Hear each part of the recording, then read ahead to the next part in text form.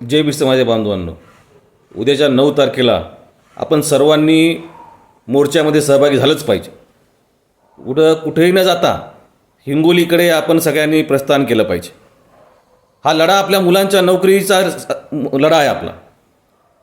हा लढा शासन ज्या पद्धतीने डोळे मिटून बसला आहे त्याला धडा शिकवण्यासाठी, आज जो अन्याय आदिवासी समाजावर व्हायला तो दूर करण्यासाठी तुम्हाला रस्त्यावर यावं लागणार आहे.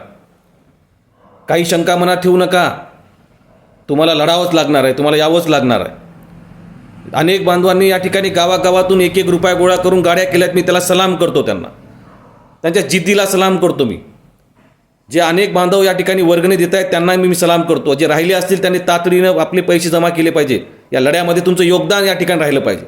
आपण घटनेच्या माध्यमातून लागलो, आरक्षणाच्या माध्यमातून लागलो, त्या समाजाला देण्यासाठी आपण तयारी केली पाहिजे. उद्याच्या लढ्यामध्ये तुमच्यातला प्रत्येक माणूस या ठिकाणी सहभागी व्हावा, हीच माझी या ठिकाणी विनंती आहे.